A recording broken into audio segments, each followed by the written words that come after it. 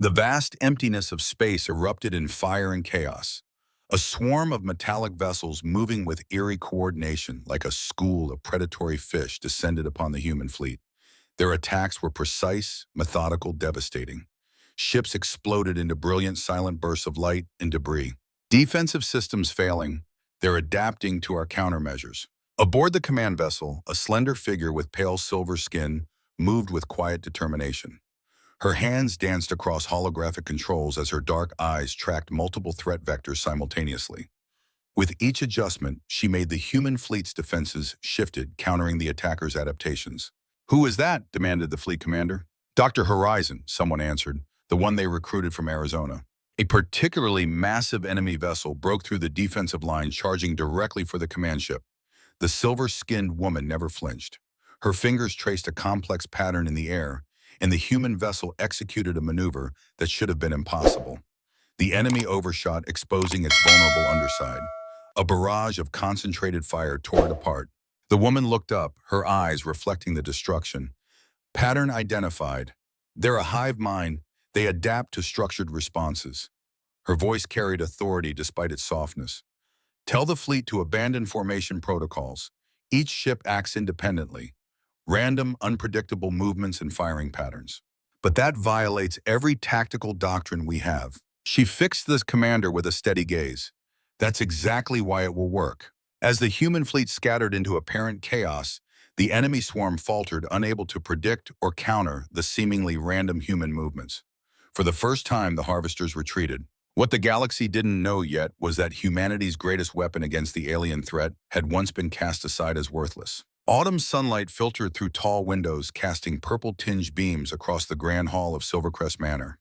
Nestled in the remote mountains of Colorado, the estate's architecture was a strange blend of Earth design and alien aesthetics. Too angular in places, too smooth in others, as if designed by beings who understood human architecture only in theory. The hall buzzed with quiet anticipation.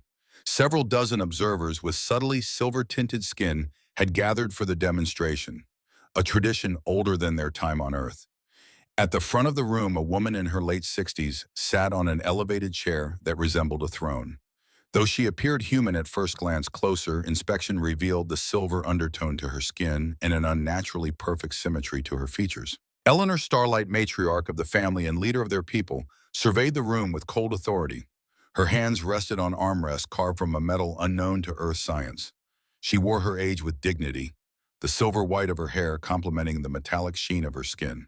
"Begin the demonstration," she commanded, her voice carrying without effort. A young woman stepped forward from a line of 4 daughters. Victoria, the eldest, moved with graceful confidence. She wore a formal blue dress that accentuated her athletic build. Without speaking, she extended her hand toward a collection of steel spheres arranged on a pedestal. The observers watched in respectful silence as the spheres rose into the air, rotating in complex patterns. Victoria didn't touch them. She controlled them with her mind alone. The steel balls danced faster, forming intricate, three-dimensional shapes before merging into a single flowing ribbon of metal that twisted and turned through the air. Eleanor's face remained impassive, but her eyes shone with approval. The second daughter, Lydia, demonstrated her ability to create force fields. Crystalline barriers of energy shimmered around her as assistants fired non-lethal projectiles that bounced harmlessly away. Amelia, the third daughter, showcased perhaps the most impressive ability: telepathic communication.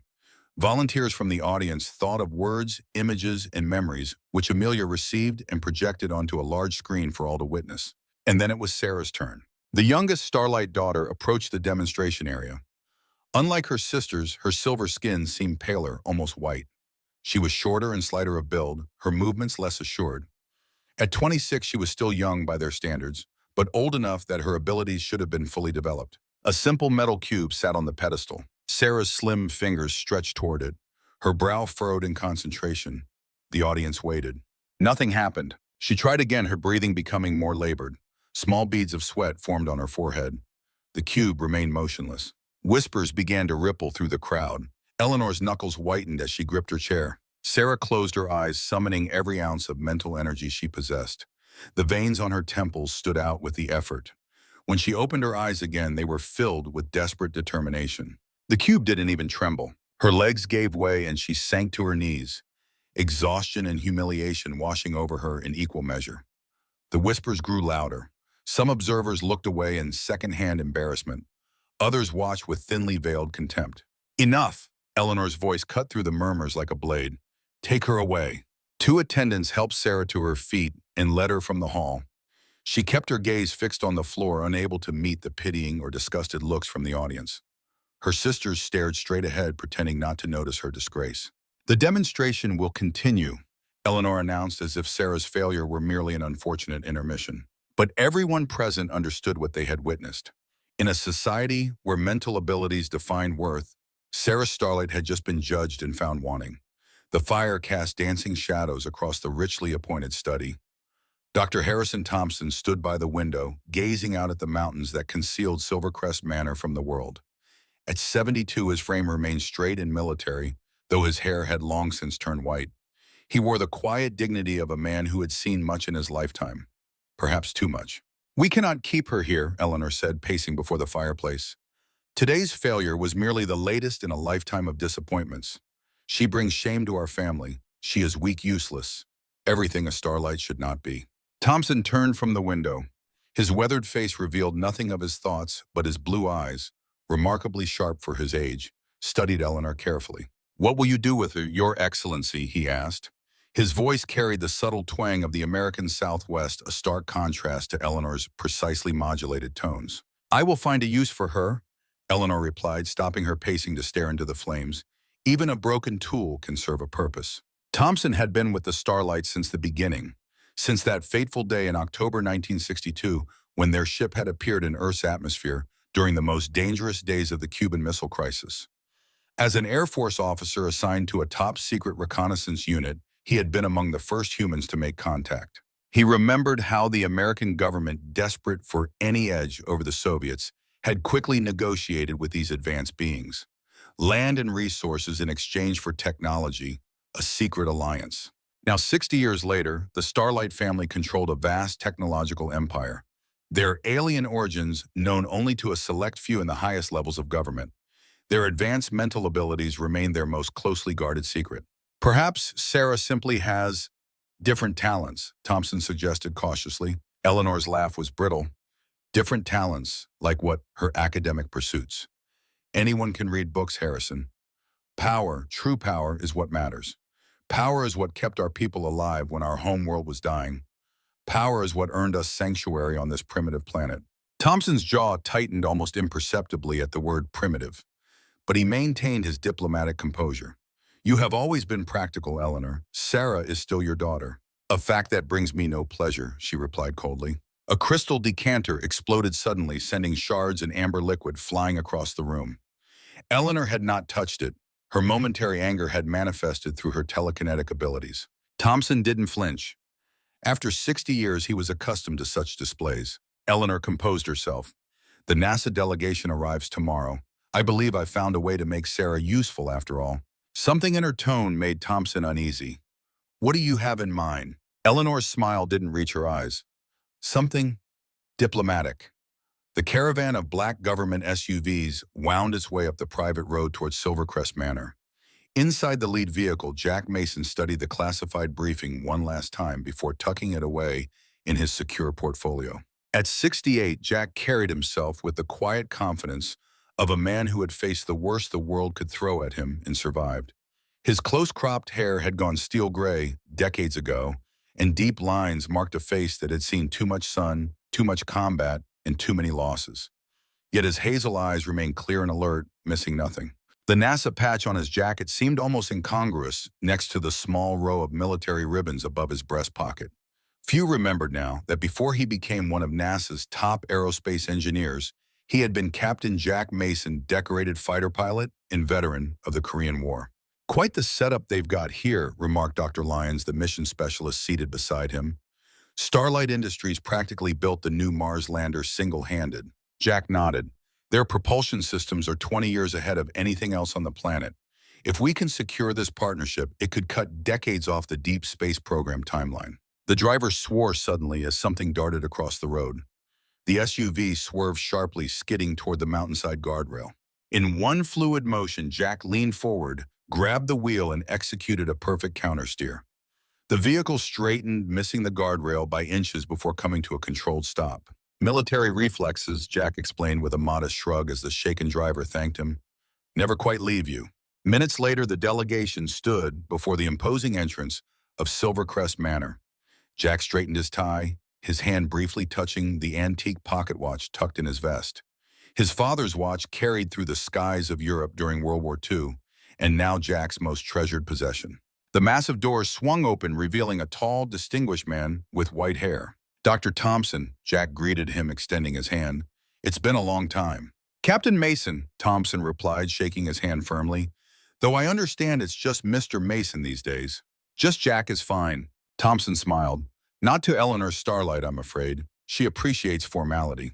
As Thompson led them through the manor's cavernous halls, Jack took in the subtle strangeness of the architecture and decor. Everything was almost right, but not quite, as if designed by brilliant architects who had only seen photos of human homes. I read your paper on adaptive propulsion systems, Thompson said conversationally. Brilliant work. Jack raised an eyebrow. That was classified. The Starlights have certain arrangements with your government. Before Jack could press further, they arrived at an enormous set of double doors. Thompson paused, turning to face him directly. A word of advice, Jack. Eleanor Starlight is not accustomed to being contradicted. She values power and deference above all else. He hesitated. And be careful what you agree to. The cryptic warning hung in the air as the doors swung open. Eleanor Starlight sat at the head of a long conference table flanked by advisors and security personnel. She didn't stand when the NASA delegation entered, a subtle power play that Jack immediately recognized but chose to ignore. Mr. Mason, she said, her voice carrying that same strange musicality that all the Starlights possessed. Your reputation precedes you. Jack inclined his head respectfully. As does yours, Ms. Starlight. Please call me Eleanor. She gestured to the empty chairs. Sit, we have much to discuss. As the technical briefing progressed, Jack found himself impressed despite his natural skepticism. The propulsion technology Starlight Industries was offering would indeed revolutionize deep space travel. Yet something felt off. The technology was being offered too freely with too few conditions. In Jack's experience, nothing valuable came without a price. Your proposal is generous, he said carefully when the presentation concluded. Perhaps too generous. What exactly does Starlight Industries want in return? Eleanor smiled, a practiced expression that never reached her eyes. Direct. I appreciate that in a man. She leaned forward slightly. What we want, Mr. Mason, is expanded access to NASA's deep space monitoring network. That's a security concern, Jack replied evenly. Those systems monitor more than just stars and planets. Indeed, they also track anomalies, unexplained phenomena. Something in Eleanor's tone shifted. Like the signal your team detected last month from the Kuiper Belt. The one your government has been so eager to keep quiet. Jack kept his face neutral, but inwardly he tensed. That information was classified at the highest level. A subtle commotion near the door drew everyone's attention. A server had dropped a tray of water glasses. Jack watched in astonishment as one of Eleanor's security personnel extended his hand slightly, and the falling glasses suddenly slowed in midair, gently settling back onto the tray. The moment passed so quickly that Jack might have believed he'd imagined it, except for the warning look Thompson shot toward the security guard. Eleanor cleared her throat. My apologies for the interruption. Her eyes locked with Jack's, knowing he had seen. Perhaps we should discuss this partnership more privately. The rest of the delegation was politely ushered out, leaving Jack alone with Eleanor and Thompson. You saw, Eleanor stated rather than asked. I saw something that defies conventional physics, Jack replied carefully. Your government has kept our secret for 60 years, Mr. Mason. We arrived during your Cuban Missile Crisis. Your leaders were grateful for our technology in their Cold War with the Soviets. Jack absorbed this information without visible reaction. In his military days, he'd been trained to maintain composure in the face of the unexpected. So the rumors were true, he said. Roswell wasn't the first. Roswell was a weather balloon, Thompson interjected with a small smile. We were considerably more discreet in our arrival. Eleanor rose from her seat and moved to a window overlooking the mountains. I'll be direct, Mr. Mason. The technology we're offering NASA comes with conditions beyond mere access to your monitoring systems. I assumed as much. I propose an alliance of a more personal nature. Jack's expression remained neutral, but his mind raced through possibilities, none of them good. My youngest daughter, Sarah, lacks the abilities that define our people, Eleanor continued. She is by our standards disabled. However, she remains a starlight with our genetic heritage and knowledge. I'm not following, Jack said, though a sinking feeling told him he understood perfectly. A marriage, Mr. Mason, between you and my daughter, a symbolic union of our peoples. Eleanor turned from the window, her face a mask of benevolent diplomacy that couldn't quite conceal the calculation beneath. Such an arrangement would cement our partnership and give Sarah a purpose befitting her limitations. The room fell silent. Jack looked at Thompson, whose face revealed nothing, though his eyes conveyed a silent apology. This is unexpected, Jack finally said, his voice level, despite his inner turmoil. I need time to consider. Of course, Eleanor replied smoothly. Dr. Thompson will show you to your quarters. We'll speak again in the morning. As Thompson led him from the room, Jack maintained his composure, decades of military discipline serving him well. Only when they were alone in a corridor did he speak. What kind of game is she playing? Thompson sighed heavily. Not a game, Jack, a punishment. For whom, me or her daughter? Both perhaps, but primarily Sarah. Thompson lowered his voice. Sarah failed the demonstration today. A public test of mental abilities. In their culture, it's devastating.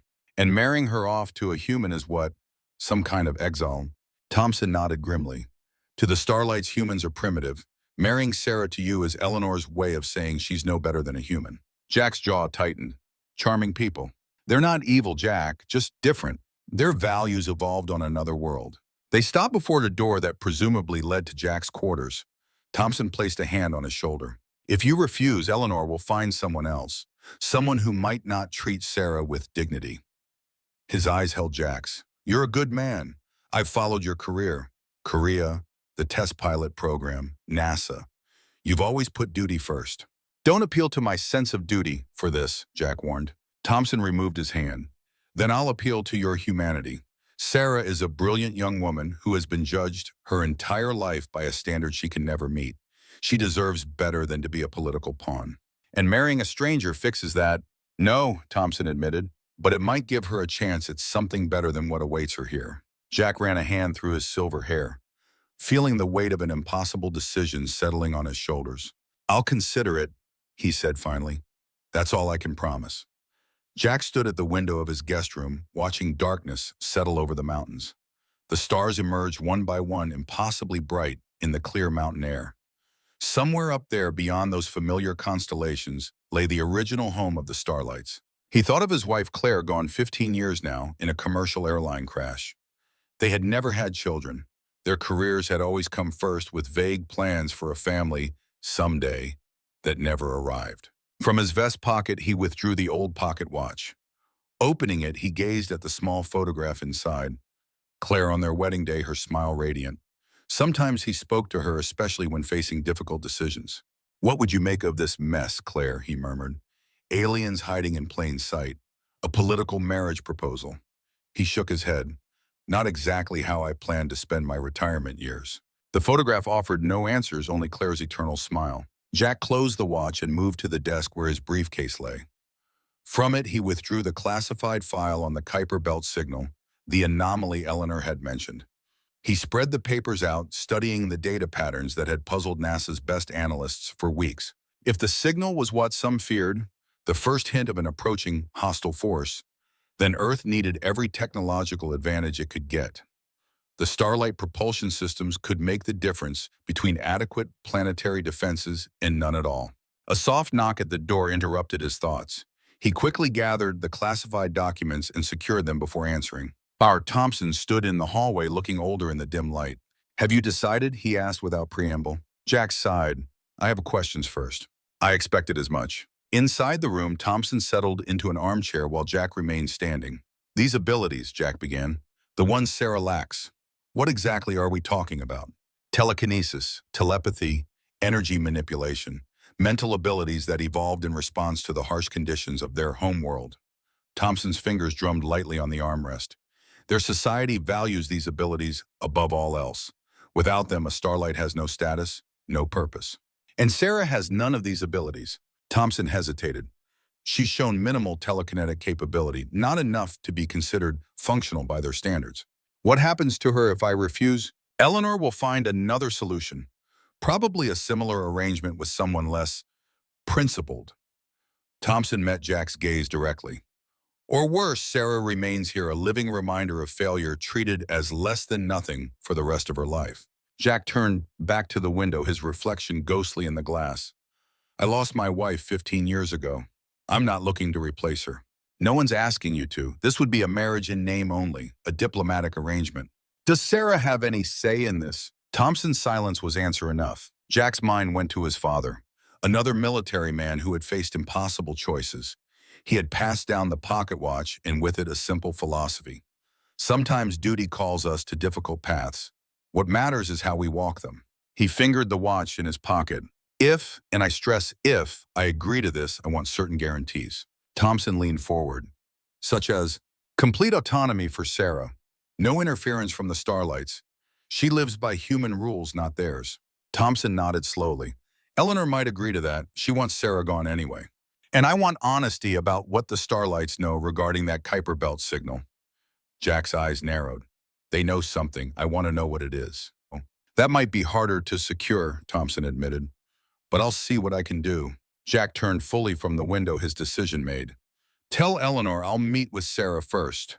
I won't agree to anything until I've spoken with her myself. Thompson's expression softened with something like respect. That's fair. I'll arrange it for tomorrow morning. After Thompson left, Jack returned to the window. The stars seemed colder now, more distant. He thought of his father flying bombing runs over Nazi Germany. He thought of his own missions over Korea. Duty had defined the men in his family for generations. But this was different. This wasn't combat or a dangerous mission. This was a life, his and Sarah's, being bartered for technology and political advantage. Jack Mason had never backed down from a challenge or shirked a responsibility. But as he stared at the alien stars, he wondered if this time he might be in over his head. The garden behind Silvercrest Manor was a strange hybrid of earth flora and plants Jack couldn't identify. He walked its winding paths alone, having been told Sarah would join him shortly. The morning air carried a crisp autumn chill, and frost glittered on the exotic vegetation. He heard her before he saw her, soft footsteps on the stone path. Turning, Jack got his first clear look at the woman he might soon marry. Sarah Starlight was smaller than her sisters, with the same silver-tinted skin, though hers was paler, almost luminescent in the morning light. Her dark hair fell in waves past her shoulders, and her eyes, a deep blue that seemed almost black, watched him warily. She wore simple clothes, jeans and a sweater, noticeably different from the more formal attire her family preferred. Jack recognized it as a small rebellion, a tiny assertion of independence. "Mr. Mason," she said, her voice quiet but clear. "I'm Sarah Starlight." "Jack, please." He offered his hand, and after a moment's hesitation, she took it. Her grip was stronger than he expected. They walked in silence for a time, the awkwardness between them almost palpable. "I assume my mother has explained her proposal," Sarah finally said, her tone carefully neutral. "She has," Jack confirmed, "though I'd like to hear your thoughts on it." Sarah's laugh held no humor. "My thoughts have never mattered much in this house, Mr. Mason. They matter to me." She stopped walking, studying him with those dark eyes that seemed to see too much. "Why you don't know me?" "Because I don't enter into agreements, especially ones this significant, without understanding all parties involved." Sarah resumed, walking her pace slightly faster now. "There's nothing to understand. I'm the family disappointment, the one without power. Mother wants me gone but can't simply throw me away. It would raise too many questions. So she's found a use for me, a diplomatic marriage to secure a technology exchange." Her voice remained steady, but Jack detected the pain beneath her composure. "Very practical." "And you're willing to accept this arrangement?" Jack pressed. "Would my refusal change anything?" The question hung between them, honest and cutting. "It would change my decision," Jack said quietly. Sarah stopped again, genuine surprise crossing her face. "You would refuse based on my wishes?" "I would." For a long moment she studied him as if trying to detect a lie. Finally she sighed, her breath visible in the cool air. "My life here is difficult. I'm a constant reminder of imperfection in a family obsessed with power. If I stay, nothing will improve." She gestured vaguely toward the horizon. "Out there, even as a diplomatic token, I might find something resembling a life of my own." Jack nodded, understanding all she wasn't saying. A gilded cage is still a cage. Exactly. They reached a stone bench overlooking a pond where strange silver-scaled fish swam in precise geometric patterns. Sarah sat and Jack joined her, maintaining a respectful distance. "I have some conditions," he said. A flicker of something, hope perhaps, crossed her face, such as, "Wherever we live, it's our space. No starlight interference. You would be free to pursue your own interests, whatever they may be." Sarah's posture straightened slightly. "Mother would likely agree to that. She's eager to have me elsewhere." "I'm old enough to be your father," Jack continued bluntly. "I don't expect anything from this arrangement beyond mutual respect and cooperation." "A marriage in name only," Sarah clarified. "Yes, unless," Jack chose his words carefully, "unless feelings develop naturally over time. But there would never be any pressure or expectation." Sarah nodded slowly, her expression thoughtful. "Your conditions are surprisingly considerate. I've seen enough of life to know that dignity and respect matter more than most things." Jack turned slightly to face her. "Do you have conditions of your own?" The question clearly caught her off guard. I haven't thought about it." "You should. This affects your life as much as mine." Sarah was silent for a long moment, her eyes following the strange movements of the fish. When she spoke again, her voice was stronger. "I want to continue my studies. I've been researching Earth agricultural science, ways to adapt your crops to different environments." Jack raised an eyebrow, genuinely interested. "Any particular reason?" "Our people faced agricultural collapse on our home world. It's partly what drove us to Earth."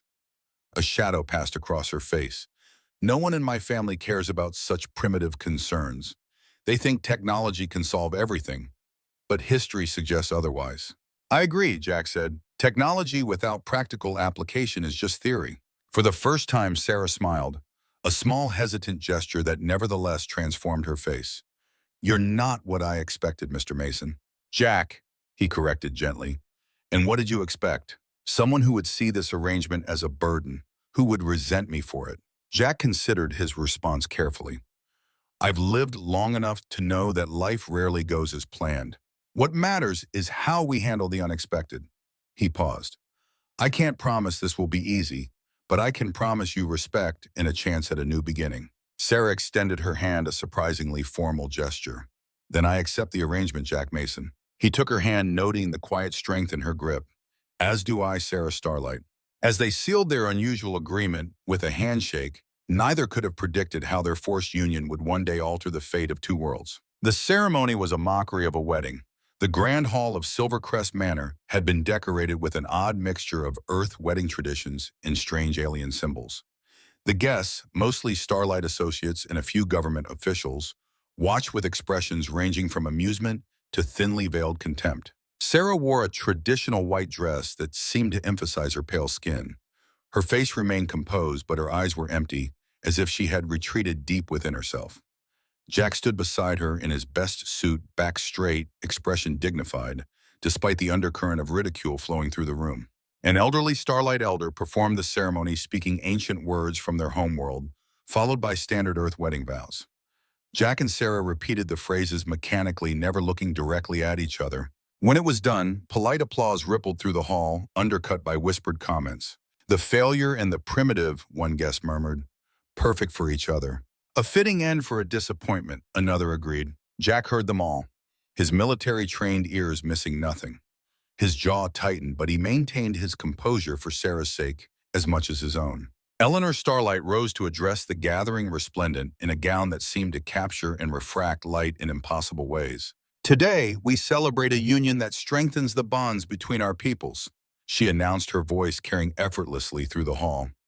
"My daughter and her new husband will reside at the NASA research facility in Arizona, where they will represent our ongoing partnership." She paused, her eyes briefly meeting Sarah's. "May they find happiness far from here." The meaning was clear to everyone present. This was no celebration. It was an exile disguised as diplomacy. The reception that followed was mercifully brief. Jack and Sarah accepted congratulations with appropriate grace, though few seemed genuinely happy for them. And Dr. Thompson was one of the exceptions, his handshake warm and his good wishes sincere. "Take care of each other," he told them quietly, "and remember, distance can sometimes be a blessing." As the evening wore on, Jack noticed Sarah growing increasingly pale and withdrawn. Making a quick decision, he approached Eleanor. "My wife appears fatigued," he said, emphasizing the word wife slightly. With your permission, we'll retire early. We have a long journey tomorrow. Eleanor's smile didn't reach her eyes. Of course. How considerate of you, Mr. Mason. She signaled to an attendant. Show them to the guest wing. As they followed the attendant through the mansion's labyrinthine corridors, Jack offered his arm to Sarah. After a moment's hesitation, she took it, her fingers barely touching his sleeve. Thank you, she whispered. Jack nodded, understanding everything she wasn't saying. 2 days later, a NASA transport plane touched down at a remote airstrip in the Arizona desert. The heat hit them like a wall as they descended the stairs, the dry air immediately pulling moisture from their skin. Sarah brought only one servant, Maria, a kind-faced woman who had been with her since childhood. Jack carried a single duffel bag containing his personal effects. The rest of their belongings would follow later. A military-style jeep waited to transport them to the research station. As they drove through the stark desert landscape, Sarah stared out at the endless expanse of sand and rock. It's beautiful, she said unexpectedly. So different from Colorado. Jack glanced at her, surprised by the comment. Most people don't find the desert beautiful at first. It's honest, she replied. No pretense, just survival. The Sunrise Research Station appeared on the horizon, a collection of low sand-colored buildings surrounded by experimental agricultural fields protected by massive climate-controlled domes. Solar panels glinted in the harsh sunlight, and satellite dishes pointed skyward like modern technological flowers. Home sweet home, Jack said as they pulled up to the main building. It's not Silvercrest Manor, but it has its charms. Sarah's expression remained neutral, but Jack thought he detected a flicker of relief in her eyes. It looks peaceful. They were shown to their quarters, a modest 2-bedroom apartment in the residential wing of the station. It was comfortable but utilitarian with simple furniture and desert-appropriate decor. Maria bustled about unpacking Sarah's things while Jack showed Sarah around. This will be your room, he said, opening a door to a bright bedroom with a large window overlooking the desert. I'll take the other one. The kitchen is small but functional. We can eat in the station's cafeteria if you prefer. Sarah stood in the center of the living room looking somewhat lost amid the unfamiliar surroundings. This is all very considerate. It's not charity, Jack said, correctly reading her discomfort, just basic decency. After Maria finished arranging Sarah's belongings, Jack showed the servant to her own quarters nearby. When he returned, he found Sarah standing at the large living room window, staring out at the desert twilight. I know this isn't what you imagined for your life, he said quietly. Sarah didn't turn. I stopped imagining a different life long ago, Mr. Mason. Jack, he corrected gently. Jack, she repeated, still facing the window. What happens now? He moved to stand beside her, keeping a respectful distance. Now we adapt. I'll return to my work here at the station. You're free to pursue your studies or explore other interests. This marriage was forced on both of us, but we're here now. We should try to make the best of it. Sarah finally turned to look at him, and for the first time he saw something besides emptiness or resignation in her eyes. She studied his face as if searching for deception or ulterior motives. Why are you being nice to me? She asked bluntly. I'm worthless. My own mother said so. Your mother was wrong, Jack replied, meeting her gaze steadily. No person is worthless. Sarah didn't respond, but something in her expression shifted. Not quite belief, but perhaps the first crack in a lifetime of conditioning. As night fell over the desert, they each retreated to their separate rooms. Sarah lay in bed, staring at the unfamiliar ceiling, thinking about the family and home she had left behind. Despite everything, tears came, silent and unwelcome. In the other room, Jack sat by the window watching the stars appear one by one in the desert sky. He wondered what he had gotten himself into. He wondered if he had made the right choice. Outside, coyotes called to each other across the vast emptiness. The sound was hauntingly beautiful, wild and free. Neither of them knew that this exile would change not only their lives, but the fate of two worlds. The desert night was peaceful, but somewhere beyond those stars, something was coming, something that would prove just how wrong Eleanor Starlight had been when she called her daughter worthless. Sunrise Station lay cradled in the Arizona desert, a cluster of sand-colored buildings and gleaming domes that seemed both alien and perfectly at home against the harsh landscape. That first year passed with painful slowness, each day marked by silence and cautious adaptation. Sarah rarely left their quarters during those initial months. She moved like a ghost through the modest apartment, eating little, speaking less. Her skin, already pale by Starlight standards, grew almost translucent. Maria watched her with increasing concern, bringing small plates of food that often went untouched. She needs time, Jack told the worried servant. Her entire life has been upended.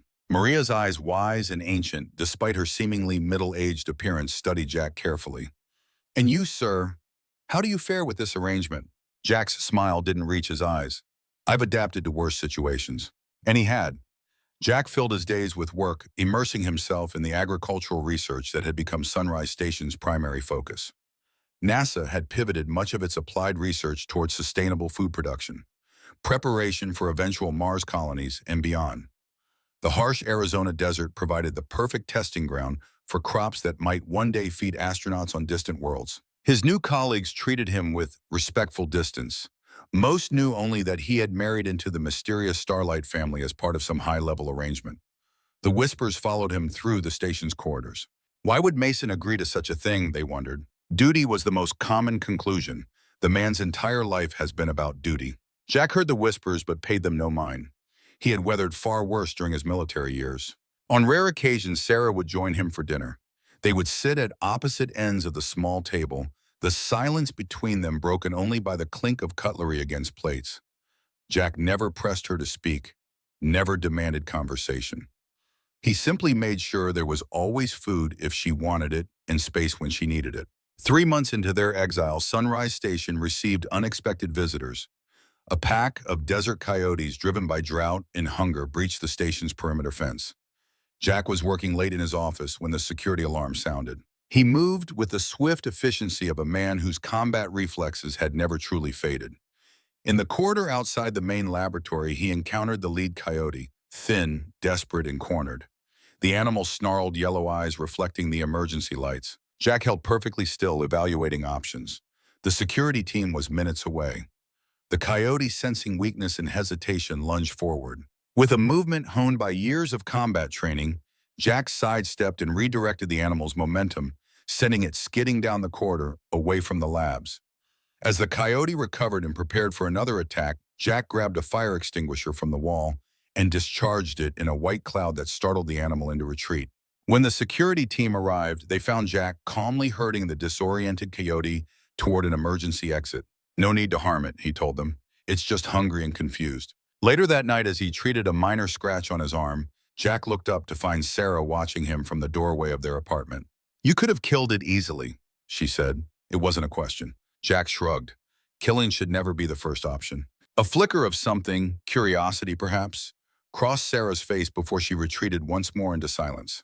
The next day, as Jack pored over soil analysis data in his office, Dr. Alan Chen, the station's lead biologist, stopped by. He leaned against the door frame, arms crossed, studying Jack with undisguised curiosity. "Why did you agree to this arrangement, Mason?" he asked bluntly. "The marriage, you're not the type to chase money or power."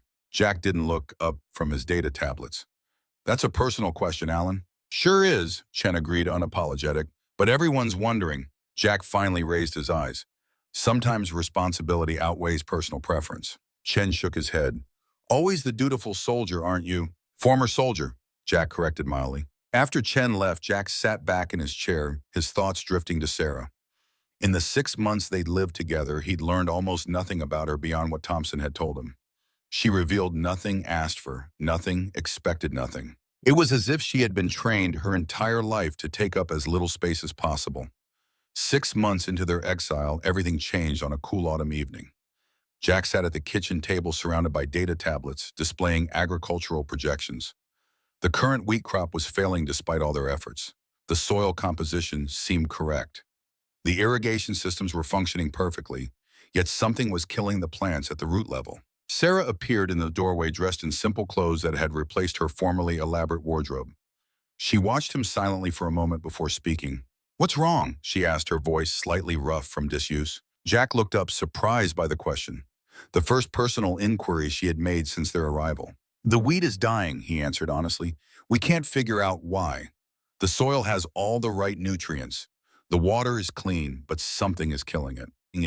To his surprise, Sarah moved closer and looked at the data displays. Her slender fingers traced patterns across the screens with unexpected confidence. "The mineral balance is wrong," she said, her voice growing stronger.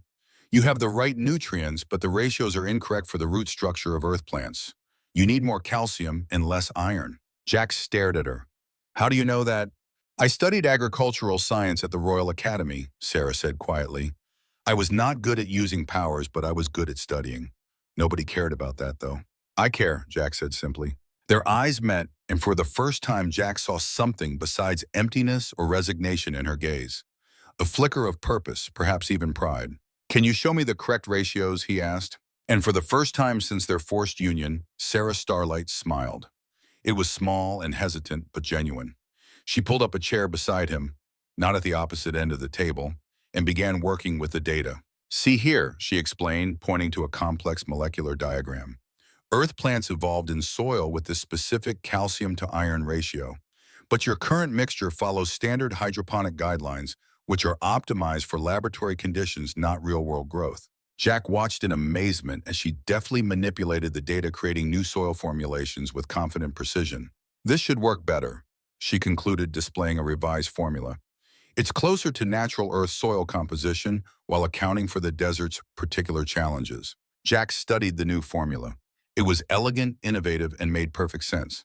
This is brilliant, Sarah. She ducked her head, unaccustomed to praise. It's just applied science. It's exactly what we've been missing. He hesitated, then asked, would you be willing to help implement this?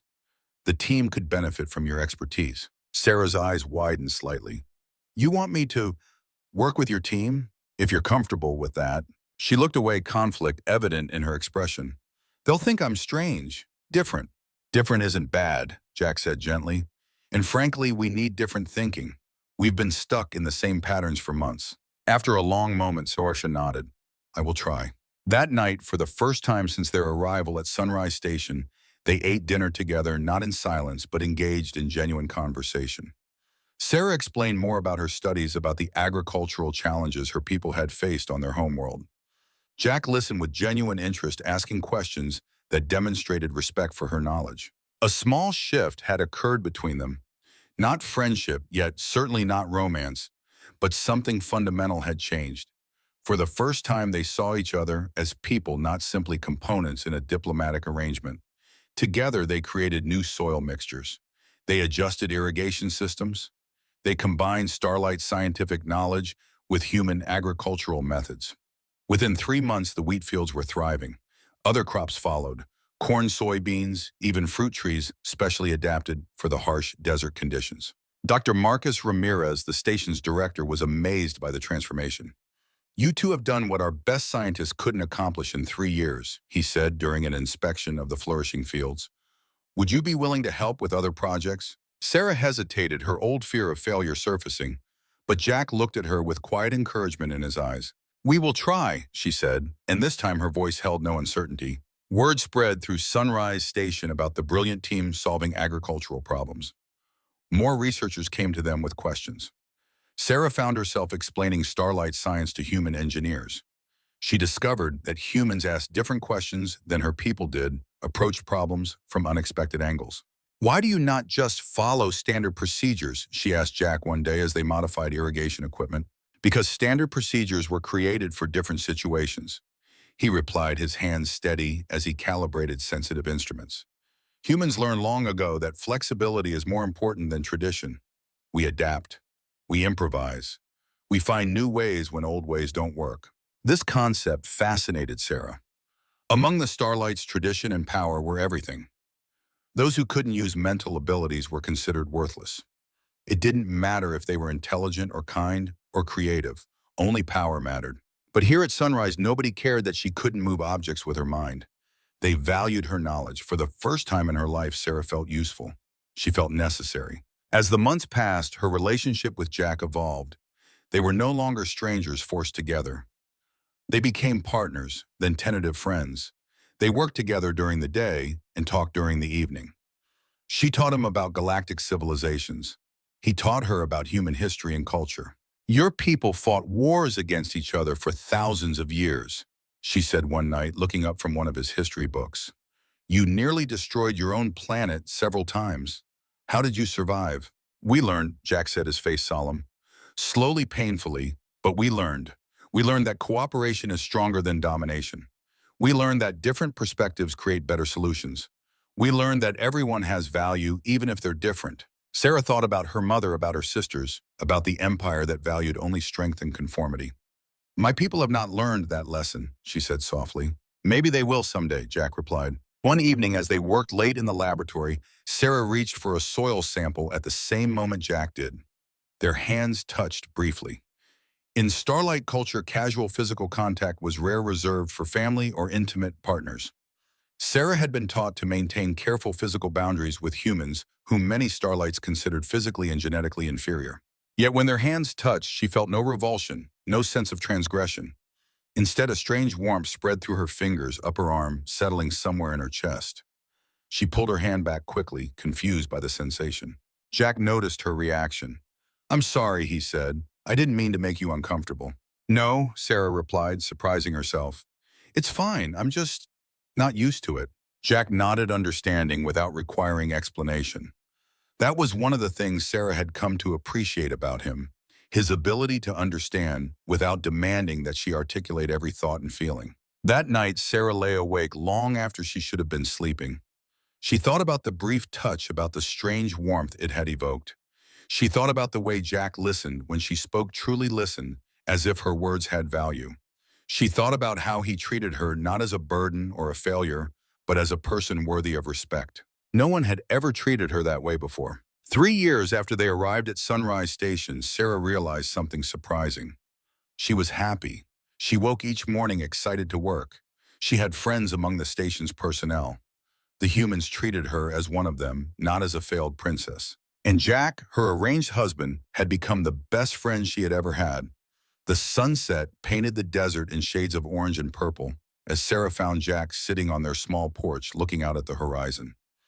After a moment's hesitation, she sat beside him, closer than she would have dared even a year ago. "Thank you," she said softly. "For what?" "For being kind to me when you didn't have to be. For treating me like a person, not a burden. For helping me see that I am not worthless." Jack turned to her, his weathered face softened by the fading light. "You were never worthless, Sarah. The people who said that were wrong. I'm glad you finally see what I saw from the beginning." Sarah felt tears in her eyes, but they were not the tears of shame or frustration she had known all her life. These were different, warmer somehow. "I think I love you," she whispered, the words slipping out before she could reconsider them. Jack's expression didn't change for a moment, and Sarah feared she had made a terrible mistake. Then his hand, calloused but gentle, covered hers. "I know I love you," he replied simply. They kissed as the sun set over the desert landscape. The marriage that began as an insult had become something real and beautiful. A year later, Sarah gave birth to a daughter. They named her Sophie. The little girl had her mother's silver skin and her father's dark eyes. She was beautiful, perfect in her uniqueness. 2 years after that, they had a son named Lucas. He had his father's skin tone but his mother's facial features. The children were remarkable from the start. Sophie showed artistic talent that amazed everyone. She painted pictures that seemed to capture feelings, not just images. Lucas was curious about everything. He asked endless questions and remembered every answer.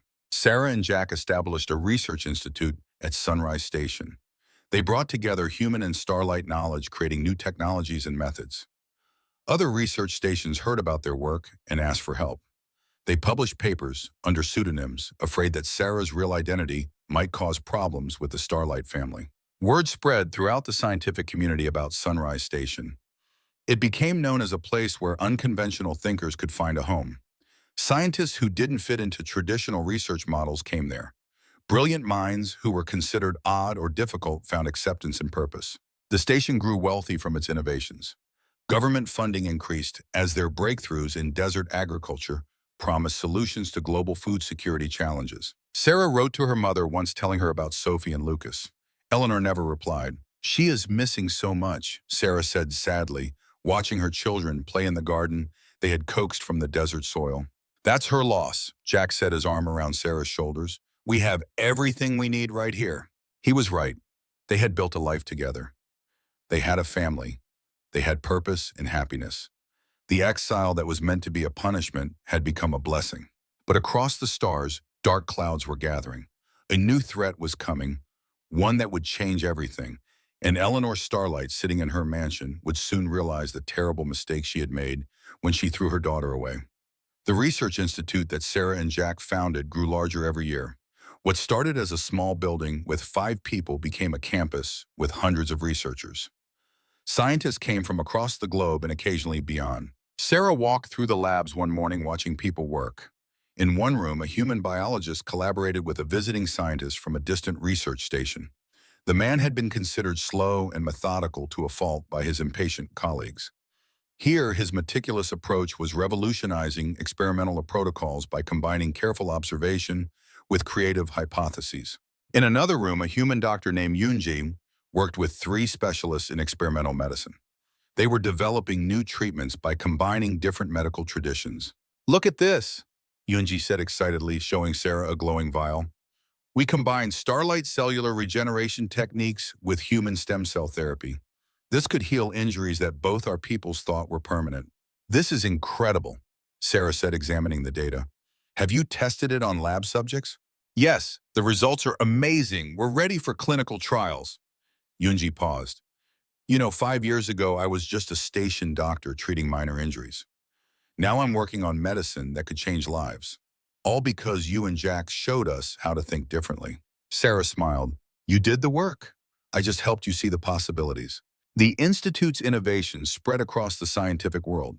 Their improved farming methods had ended food shortages in regions previously considered unfarmable.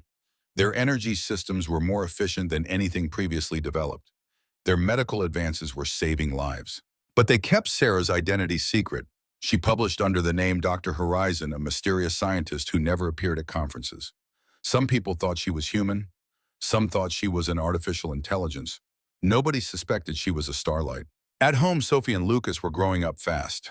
Sophie, now 7 years old, had developed an unusual talent. She could not use telekinesis like pure starlights, but she had something different. She could sense emotions and translate them into colors. When someone was happy, she saw golden light around them. Sadness was blue. Anger was red. She painted these colors, creating art that made people feel deep emotions. "How do you do it?" asked her friend, Borum, a human girl from the neighboring research unit. "I don't know," Sophie said. "I just see the feelings and I paint them." "Is that strange?" "It's amazing," Borum replied with genuine awe. Lucas, who was 5, showed different abilities. He had his mother's intelligence and his father's emotional understanding. He could look at a problem and see solutions that others missed. When the neighborhood children played strategy games, Lucas won every time, not through aggression, but through clever thinking and cooperation. Jack watched his children with pride. "They are the best of both our peoples," he told Sarah one night. "They are also something new," Sarah replied. "Something neither humans nor starlights have seen before. I wonder what else hybrid children might be capable of." She hesitated. "Should we tell my mother about them?" Jack's expression grew serious. "She never answered your letter. She's made her choice." Sarah nodded, understanding. The pain of rejection still hurt, even after all these years of happiness. The Institute published a major paper under Der Horizon's name.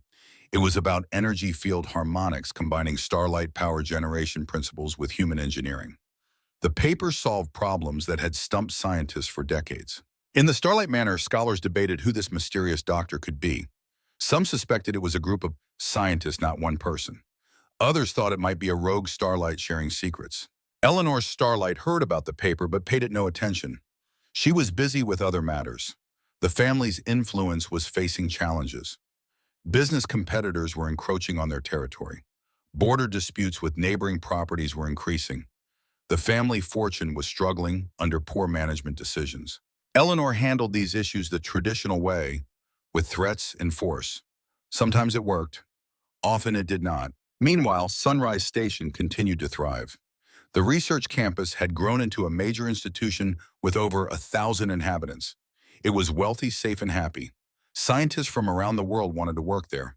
The waiting list for research positions was years long. Other research stations adopted Sunrise's model.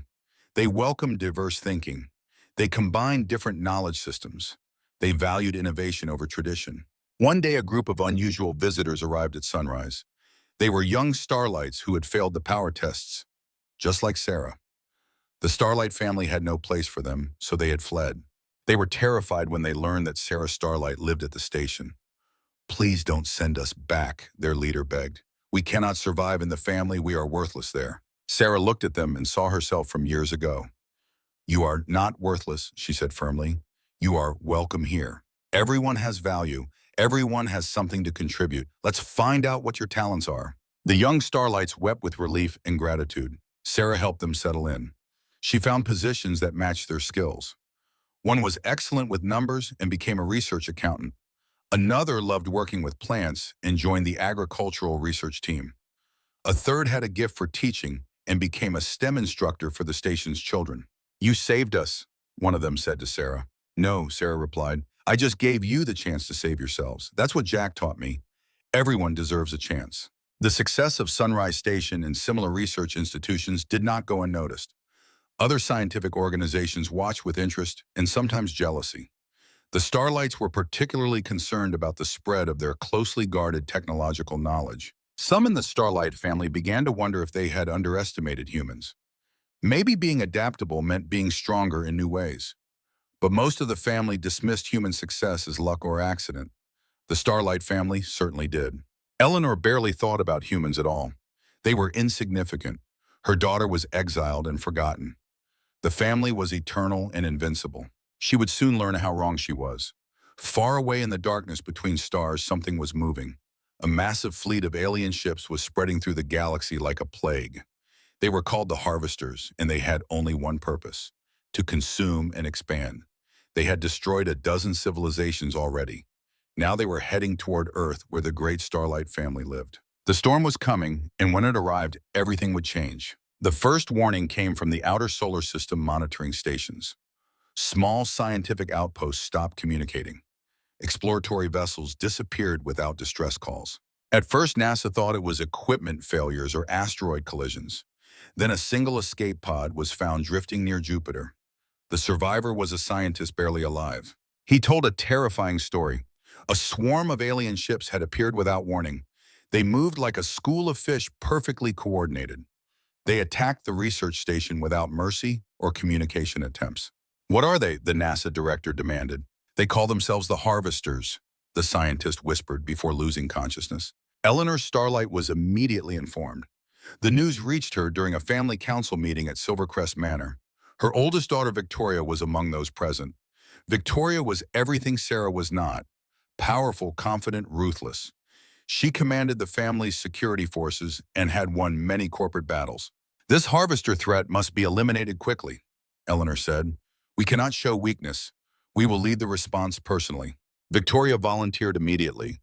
"We will crush them as we have crushed every enemy before." Eleanor approved, confident in her daughter's abilities. A massive Starlight response force gathered, hundreds of specialized agents carrying the family's finest defensive technology. Victoria stood at the command center and felt pride. This would be her greatest victory. The battle was a disaster. The Harvester ships moved in patterns the Starlights had never seen. When Starlight forces used telekinesis to disable Harvester ships, the aliens scattered and reformed instantly. When Starlights fired their energy weapons in coordinated volleys, the Harvesters created interference fields that deflected the shots. When the Starlights tried psychological attacks broadcasting thoughts to confuse the enemy, the Harvesters seemed immune. Every tactic the Starlights used, the Harvesters countered within minutes. It was like they could learn and adapt in real time. Victoria watched in horror as her forces were torn apart. Dozens of agents were lost. Victoria barely escaped. She returned to Silvercrest Manor in disgrace, just as her younger sister had years before. But while Sarah had been mocked for failing a simple test, Victoria had led an entire security force to destruction. Eleanor was furious, but also afraid. She had never faced an enemy like this. The Harvesters kept advancing. More outposts fell. More forces were destroyed. The entire scientific community was watching the great Starlight family struggle against an enemy they could not defeat. Meanwhile, near the edge of the solar system, the Harvesters reached their first NASA outpost, a research station studying the outer planets. The scientists had little warning. They saw the Harvester swarm approach and prepared for the worst. But the human defense was different from what the Harvesters had faced before. When the Harvesters attacked, the NASA ships did not fight in neat formations. They scattered randomly. They used different tactics simultaneously. Some ships charged forward while others retreated. Some broadcast radio signals while others maintained silence. There was no pattern, no coordination the Harvesters could predict. The human ground forces were even more confusing to the hive mind. They set traps that made no logical sense.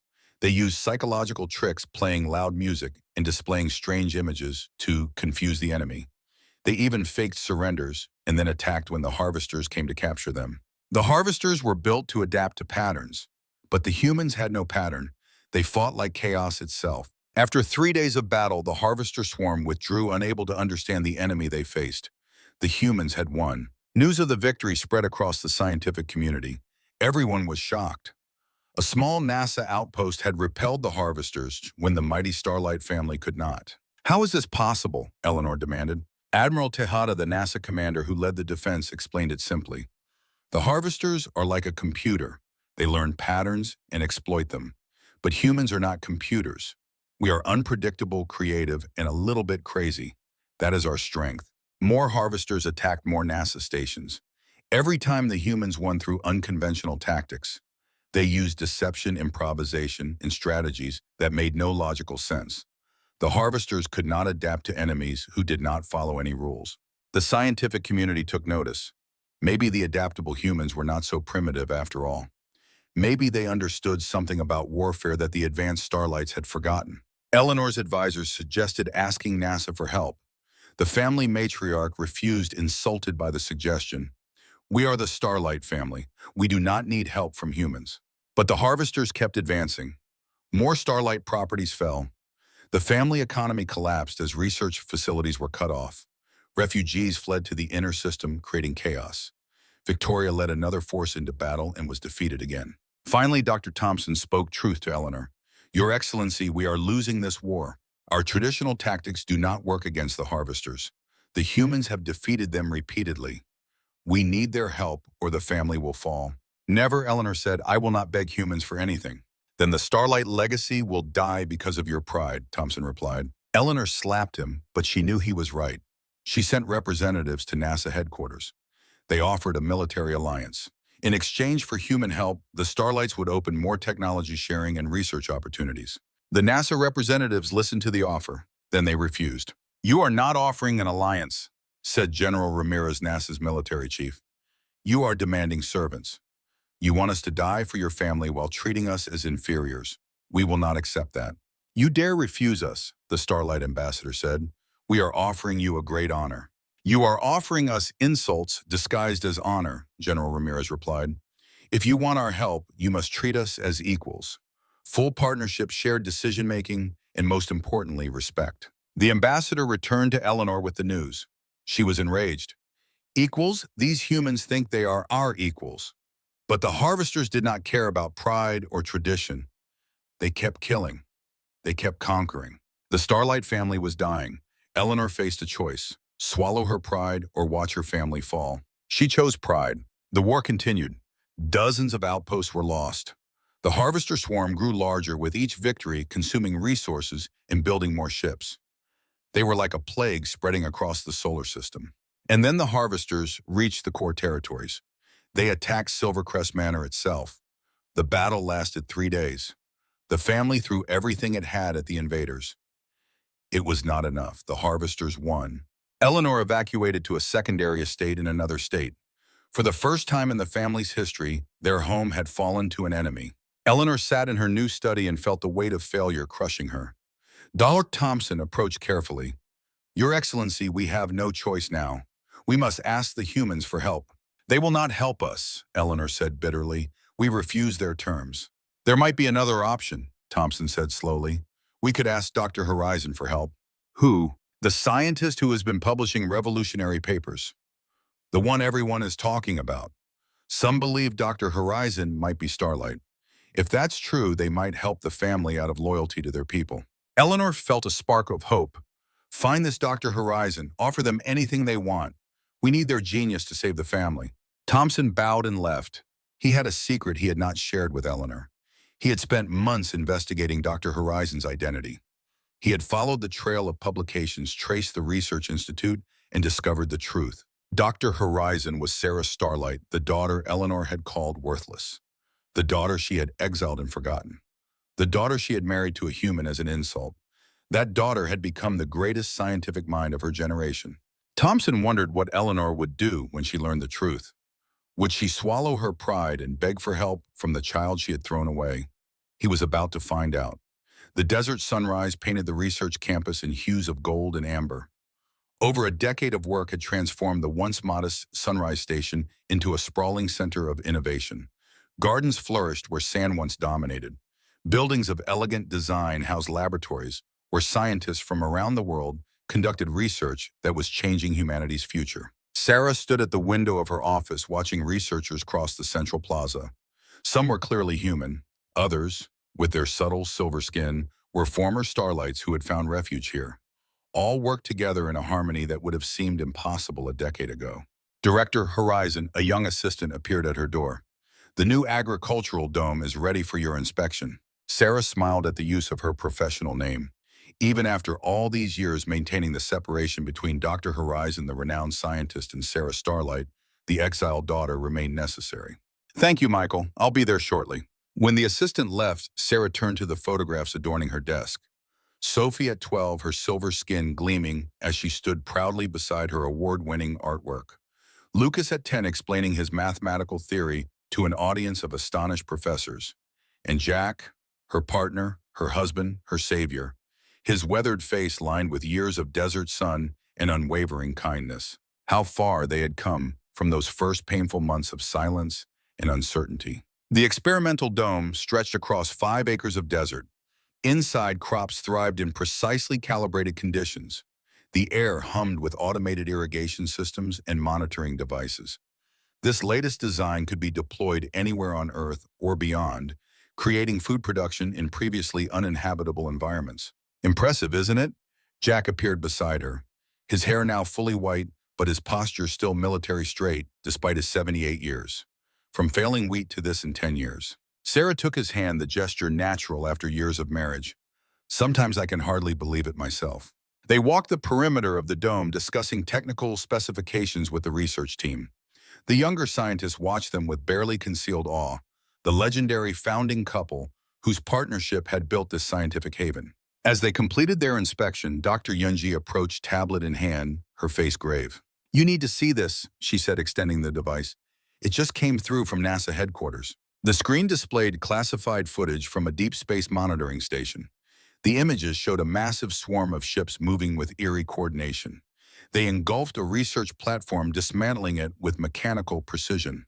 "The harvesters," Jack breathed, his expression darkening with recognition. Sarah felt a chill of ancestral memory. "My people encountered something similar generations ago. It drove them to Earth." "They've already destroyed 3 outposts in the outer solar system," Yunji explained. "NASA is mobilizing, but—" Her voice trailed off, the implication clear. "But they've never faced anything like this before," Jack finished for her. Later that evening, alone in their home, Sarah and Jack reviewed more classified data sent by their NASA contacts. The harvester's pattern of advance was methodical, unstoppable. They moved like a single organism, with countless parts adapting instantly to any defense. "The Starlight family will respond with force," Sarah said, studying the projected path of the alien fleet. "It's the only response they know." "And it will fail," Jack replied, his voice heavy with certainty. "Conventional tactics won't work against a hive mind." Sarah looked up sharply. "How can you be so sure?" "Because I've seen it before." Jack's eyes grew distant. "During Korea, we encountered a Chinese battalion that moved with perfect coordination. Traditional military doctrine said to target their command structure. But they distributed command. There was no central point to attack." "What did you do?" "We abandoned doctrine entirely. Every man acted independently, no pattern, no coordination for them to predict. It was chaos, but it worked." Jack turned to her. "The harvesters learn patterns. They adapt to structured responses. And humans are anything but structured," Sarah finished, understanding dawning in her eyes. "That's why NASA outposts have repelled them while Starlight forces were decimated." Their discussion was interrupted by the communication system. A message from NASA headquarters, classified urgent. Jack activated the secure channel. General Ramirez appeared on screen, his face grim. "Mason, Dr. Horizon, I'll be direct. The harvester swarm has breached inner solar system defenses. The Starlight family compound was hit yesterday. Heavy casualties." Sarah felt a strange hollowness in her chest. Despite everything, Silvercrest Manor had been her childhood home. "What's the Starlight response?" Jack asked. "Disastrous. Their forces attacked in perfect formation with coordinated tactics. The harvesters adapted within minutes. Victoria Starlight led the counter-offensive personally. She barely escaped with her life. And my mother? Sarah asked the question, slipping out before she could stop it. Ramirez's expression shifted, registering surprise at the personal connection. Eleanor Starlight evacuated to a secondary location. She's alive, but the family's power is broken. After the communication ended, Sarah stood motionless by the window.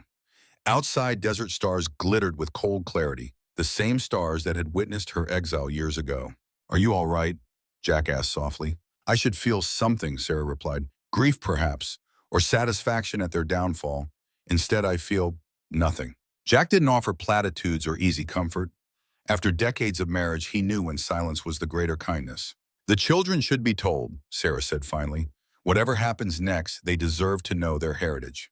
Sophie and Lucas listened without interruption as their parents revealed the full truth of Sarah's past. The silver-skinned family of immense power and wealth, the failed demonstration, the exile disguised as marriage. "So I'm not just half human," Sophie said, her artist's eyes studying her silver hands with new understanding. "I'm half royal." "Not royal," Sarah corrected gently, "but yes, from a family with significant power." Lucas, always the analyzer, asked, "Why tell us now? After all these years?" "Because the threat that drove my people to Earth has returned," Sarah explained. "The harvesters. And whether I like it or not, my connection to the Starlight family may become relevant." "Will we meet them, your family?" Sophie asked. Sarah and Jack exchanged glances.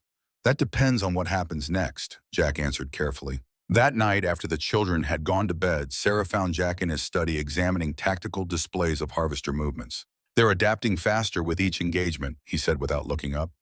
"Learning our defenses, our weapons, our strategies." Sarah sat across from him. "I've been thinking about Sophie's question, about meeting my family. And for years I've told myself they mean nothing to me, that I've built a new life, a better one." She met his eyes. "But tonight I realized something. Hatred isn't the opposite of love. Indifference is. And I'm not indifferent, Jack. After all this time, I still care what happens to them." Jack nodded slowly. "I've suspected as much. You wouldn't be the woman I love if you could truly turn your back on your own blood, no matter what they did." "What should I do?" "That's not for me to say." Jack took her hand. "But whatever you decide, I'll stand with you." Their moment was interrupted by an urgent alert from the station's security system. A spacecraft was approaching, sleek, expensive bearing, Starlight family markings.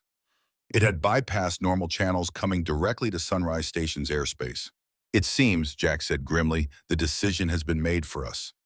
The Starlight craft landed on the research campus's private airfield as midnight approached. Campus security established a perimeter more to protect the visitor from curious scientists than from any perceived threat. Sarah and Jack waited in the administration building's conference room. Jack wore his formal NASA uniform with its rows of ribbons and medals, a subtle reminder of his own status and history. Sarah wore the simple clothing she preferred, making no concessions to her former family's sense of ceremony. When the doors opened, Dr. Thompson entered first. The years had bent his once military posture, and his face carried more lines than when they'd last seen him, but his eyes remained sharp. "Sarah," he said, genuine warmth in his voice, "you look well. Life in exile has agreed with you." "Not exile," Sarah corrected. "Freedom." Thompson nodded. "A perspective I've come to appreciate." He turned to Jack, extending his hand. "Mason, still standing guard after all these years." "Some duties become privileges," Jack replied, shaking the offered hand. Thompson's expression sobered. "I wish this were merely a social call, but I'm afraid circumstances are dire." "The harvesters," Sarah said. "Yes, they've devastated our defenses. Victoria's forces have been decimated twice. Our traditional tactics are useless."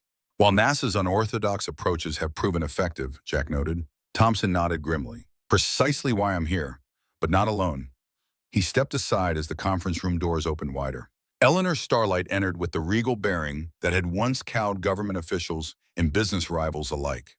Her silver hair was now pure white, and lines of stress and age marked her face, but her spine remained straight, her chin high. Pride still emanated from her like a force field. Behind Sarah, Jack shifted slightly, a protective movement born of decades as her defender. Sarah placed a restraining hand on his arm, her eyes never leaving her mother's face. For a long moment, silence stretched between them, heavy with years of absence and unspoken words. "Hello, Mother," Sarah finally said, her voice steady despite the storm of emotions beneath. Eleanor's perfect composure cracked slightly. Her eyes moved over Sarah, taking in the changes that a decade had wrought. The confidence, the strength, the quiet dignity that had replaced the timidity of youth. "Sarah," she replied, her musical voice exactly as Sarah remembered. "You look, well." "I am well," Sarah gestured to Jack. "You remember my husband?" Eleanor inclined her head slightly. "Mr. Mason." "Mrs. Starlight," Jack replied with equal formality. "Please sit," Sarah said, indicating the conference table. "I assume this isn't a social visit." As they seated themselves, the power dynamics in the room shifted subtly. This was Sarah's domain. Here, Eleanor was the supplicant, not the ruler. "I'll be direct," Eleanor said. "The family is facing extinction. The harvesters have destroyed our primary compound and multiple properties. Our defenses have failed, our traditional methods are ineffective. And now you seek help from those you once considered beneath you," Sarah observed. Eleanor's jaw tightened, but she did not deny it. "Dr. Thompson has informed me that you are the scientist known as Dr. Horizon." "I am. Your research, your innovations, they've changed scientific understanding in ways I never thought possible." Eleanor's voice faltered slightly. "Ways I never thought you capable of." "Because I couldn't move objects with my mind," Sarah said, the old pain evident despite her control. "Yes." Eleanor looked down at her hands, an unprecedented gesture of uncertainty from a woman who had always projected absolute confidence. "I was wrong about many things, it seems." Thompson cleared his throat. "The harvesters will reach major population centers within days. Conventional military responses have failed. NASA's unconventional tactics have succeeded, but only at small outposts. We need a comprehensive strategy that combines Starlight knowledge with human adaptability." "And you believe I can provide this," Sarah said. "We know you can," Thompson replied. "You've been doing it for years. Your entire research philosophy is built on the synthesis of different knowledge systems." Eleanor raised her eyes to meet Sarah's directly. "I came here to ask for your help," she said, each word clearly difficult. "The family needs you."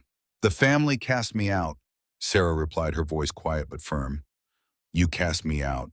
You called me worthless to my face and married me off as punishment." "I did." Eleanor's admission hung in the air between them. "I was wrong." In all her childhood, Sarah had never heard her mother admit error. The words seemed to alter the very atmosphere of the room. "I am not the same person who left Silvercrest Manor," Sarah said after a moment. "I won't be controlled or belittled again, not by you, not by anyone. Not by—" "I'm not asking to control you," Eleanor replied. "I'm asking for your help, your expertise, your forgiveness, though I have no right to it." Sarah studied her mother's face, searching for the manipulation, the hidden agenda that had characterized their relationship throughout her childhood. Instead, she saw something she had never expected: genuine regret. "I need time to consider," she said finally, "and I have conditions." "Name them," Eleanor said immediately. "Not tonight. Return tomorrow. There are people you should meet first." Eleanor's brow furrowed in confusion, but Thompson's eyes widened with understanding. "Your children," he said softly. Sarah nodded. "My children, your grandchildren. The ones whose letters you never answered." Morning light streamed through the windows of Sarah and Jack's home on the edge of the research campus. The modest house, surrounded by a garden coaxed from the desert soil, stood in stark contrast to the opulence of Silvercrest Manor. Eleanor waited in the living room, uncharacteristically tense. Dr. Thompson sat beside her, his presence a calming influence. Sarah had gone to bring the children, leaving Jack as an uncomfortable sentinel.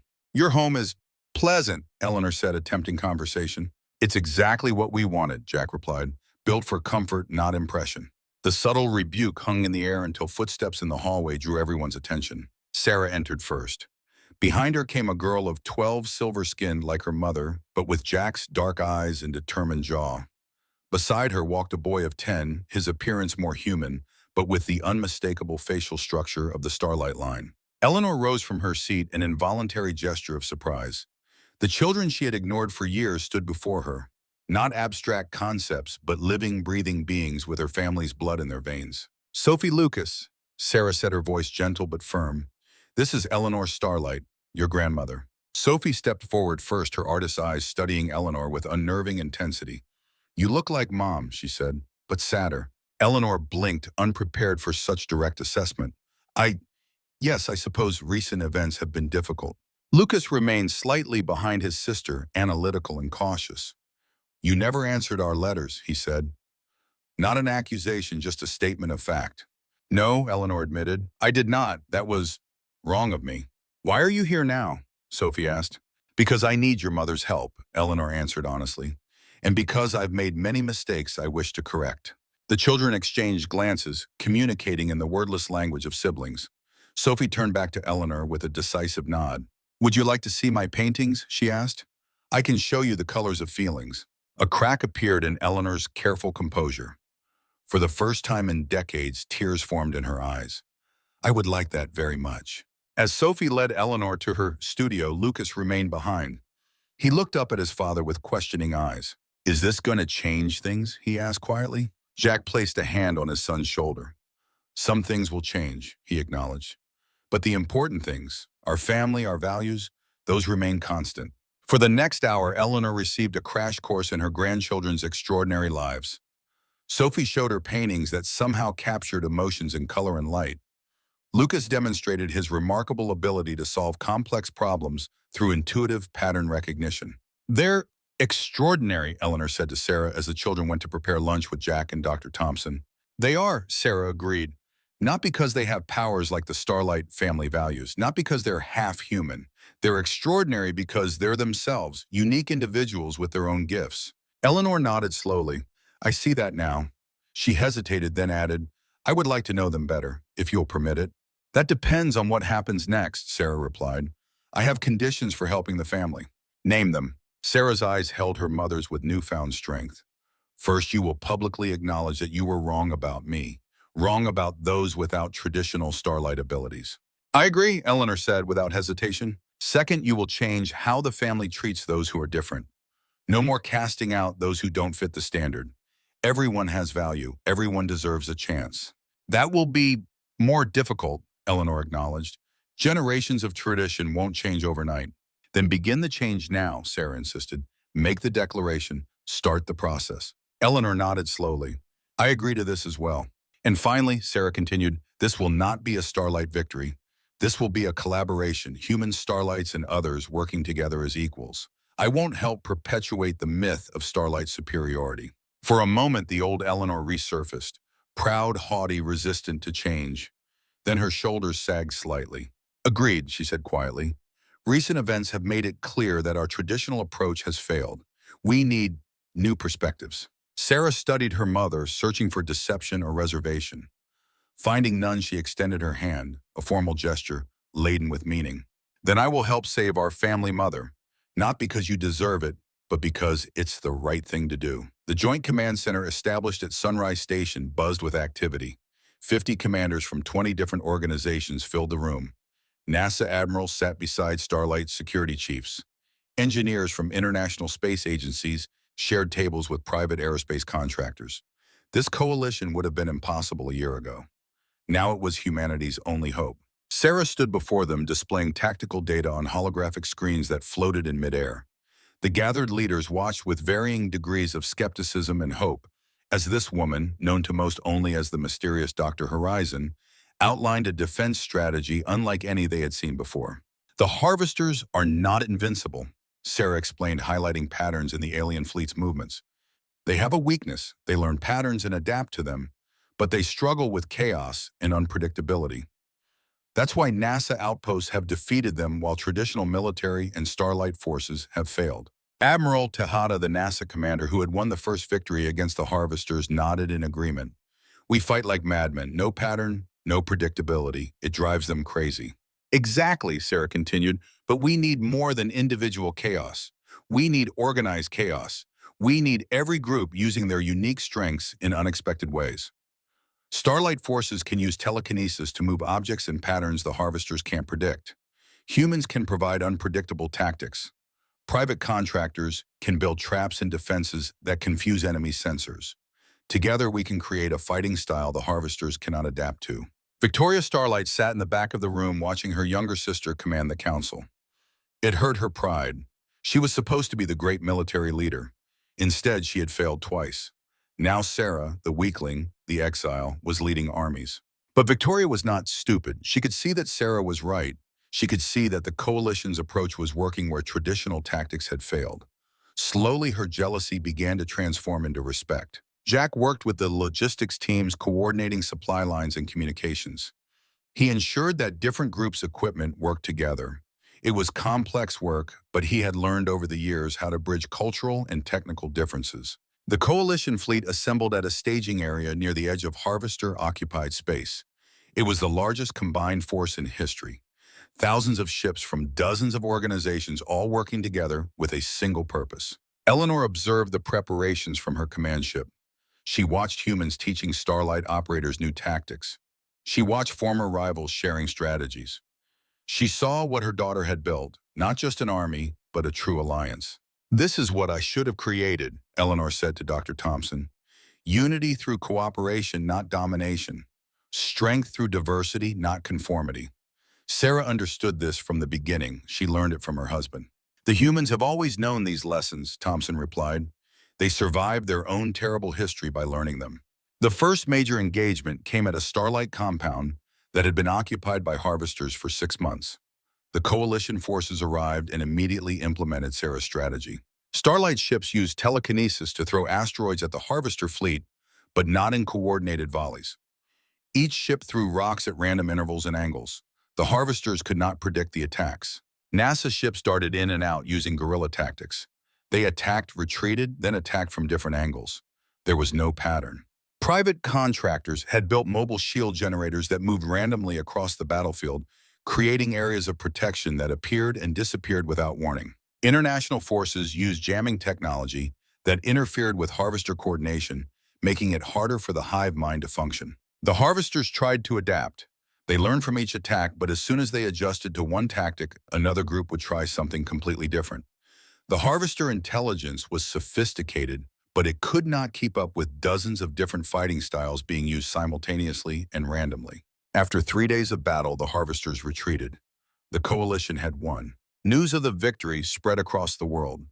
For the first time since the war began, the harvesters were being pushed back. More organizations joined the Coalition. The tide was turning. Over the next months, they liberated outpost after outpost. Sarah continued developing new weapons and strategies. She designed devices that exploited weaknesses in the harvester hive mind. She created communication jammers that confused their coordination. Jack organized the reconstruction efforts behind the front lines. Damaged facilities needed repair communications and infrastructure. He coordinated relief efforts, combining the strengths of different groups to rebuild quickly. Their children, Sophie and Lucas, lived with them on the command ship. The Coalition soldiers loved the children. Sophie painted portraits of the warriors, capturing their bravery and hope. Lucas invented games that helped soldiers relax between battles. Victoria Starlight had been working hard to redeem herself. She studied human tactics and combined them with Starlight tradition. She led a strike team that successfully destroyed a harvester command node, cutting off coordination for an entire sector. When she returned victorious, Sarah was waiting at the landing bay. "You did well, sister," Sarah said. Victoria bowed her head. "I owe you an apology. I mocked you for years. I called you worthless. I was wrong. You were always stronger than me. I just couldn't see it. We were both victims of a system that valued the wrong things," Sarah replied. "You are not weak, Victoria. You are brave and powerful. You just needed to learn that power is not the only thing that matters." The sisters embraced for the first time since childhood. The moment was captured by a photographer and became famous across the world. The princess who failed and the princess who succeeded, together at last. The Coalition continued pushing the harvesters back toward their staging area in the outer solar system. Every victory made them stronger. More organizations joined. New technologies were developed. The alliance was becoming more than a military force. It was becoming a new way for humanity and Starlights to operate. Eleanor held a ceremony to honor the Coalition's heroes. She stood before thousands of soldiers and millions watching on broadcasts. "I have been a fool," she said, her voice strong despite the humbling words. "I believed that power and conformity made civilization strong. I was wrong. Cooperation and diversity make us strong. I threw away my own daughter because she did not fit my narrow definition of worth. She was not worthless. I was blind." She turned to Sarah. "Sarah Starlight, I apologize publicly for the pain I caused you. You were always valuable. You were always worthy. I failed to see it, and our family suffered because of my blindness." Sarah accepted the apology with grace. "I forgive you, Mother. But forgiveness does not erase the past. Use your regret to build a better future. The ceremony ended with a declaration. The Starlight family would no longer reject those who were different. All abilities would be valued. All members would have opportunities to contribute in their own ways. It was a revolution, and it all started because a worthless daughter married a primitive human, and together they changed the world. Years passed. The coalition grew stronger. More organizations joined. Research institutes modeled on Sunrise Station's example opened around the world. The old prejudices did not disappear overnight, but they slowly faded as new generations grew up learning cooperation instead of competition. Sarah and Jack grew old together, surrounded by children, grandchildren, and an ever-expanding family of colleagues and friends. They watched their family grow into a beautiful mixture of human and starlight abilities. Each child was unique, each one valuable in their own way. On their 50th anniversary, the global scientific community held a celebration in their honor. The couple who had started as an insult, a punishment, had become symbols of hope and unity. "I never imagined this when we first married," Sarah said to Jack as they danced at the celebration. "Neither did I," Jack replied. "I just wanted to help my country and treat you with kindness. I never thought it would change the world." "That's the thing about kindness," Sarah said. "You never know how far it will spread." They danced as their family and friends watched. Eleanor, now very old, sat with her great-grandchildren and told them stories of a different time. Victoria, who had learned humility through defeat, worked with human commanders to train the next generation of security forces. The world had changed not through conquest or domination, but through cooperation and love. It started with a matriarch who made a terrible mistake. It continued with a daughter who refused to let that mistake define her. And it succeeded because of a human man who showed that true strength comes from compassion, not power. As the celebration continued into the night, Jack and Sarah slipped away to look at the stars. They held hands and thought about the journey that had brought them here. "Do you regret any of it?" Jack asked. "The pain, the exile, the struggles." Sarah thought for a moment. "I regret the pain my mother caused me. I regret the years we lost. But I do not regret where we ended up. If I had been accepted by the family, I would have lived a comfortable but empty life. Instead, I found purpose, love, and a family beyond anything I imagined." "Then your mother's cruelty led to something good," Jack said. "Sometimes the worst things lead to the best outcomes," Sarah agreed. "But that doesn't make them less wrong. My mother will carry her regret until she dies. That is the price of her choices." They stood in silence, watching the stars and thinking about the future. Somewhere out there, their children and grandchildren were building an even better world. Somewhere out there, beings who would have been called worthless or primitive were discovering their true value. The Starlight matriarch had married her useless daughter to a human man as an insult. Years later, the matriarch regretted it, not because it failed, but because it succeeded in ways she never could have imagined.